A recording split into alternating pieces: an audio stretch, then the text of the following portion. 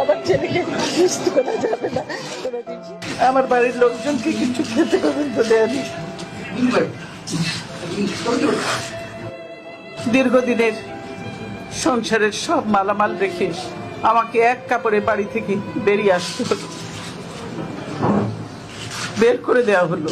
আজকে যেভাবে আমাকে অপমান করা হয়েছে, ঘরের দরজা ভেঙে আমি এর বিচারের ভার মহান আল্লাহ ও প্রিয় দেশবাসীর উপর ছেড়ে দিলাম। অথচ তারা মিথ্যা কথা বলছে যে আমি নিজের বাড়ি ছেড়ে বেরিয়ে এসেছি। এটা সম্পূর্ণ মিথ্যা কথা, বানোয়াট কথা। তারা জবরদস্তি ধাক্কা মেরে আমাকে বাড়ি থেকে বের করেছে।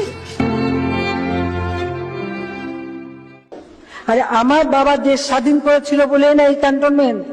আর ওই মেজর জেনারেল প্রমোশনটা তো আমার বাপেরই দেওয়া ছিল। আর আমি ক্যান্টনমেন্টে ঢুকলে আমার বিরুদ্ধে মামলা।